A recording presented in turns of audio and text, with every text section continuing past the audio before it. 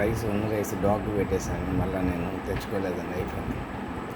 ఇదే ఈరోజు ఫుడ్. అంటే మిగిలిన కర్రీస్,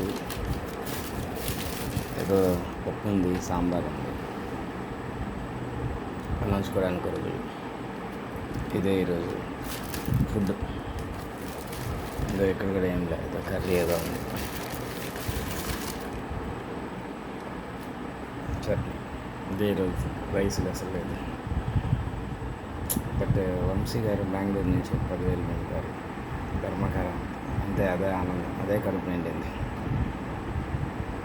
బయట డాగ్స్కి పెట్టాను, నేను ఇంట్లో డాగ్కి పెట్టాను. తెచ్చిన ఫుడ్ పార్సల్. ఇంట్లో అమ్మలేదు, వండడం లేదు. ఇంట్లో మా వేరే ఇష్యూస్ అందుకని ఇంట్లో తినట్లేదు. అదే ఫైనాన్షియల్ ఇష్యూస్. బయట నుంచి పార్సల్ తెచ్చుకుంటేనే తినాలి.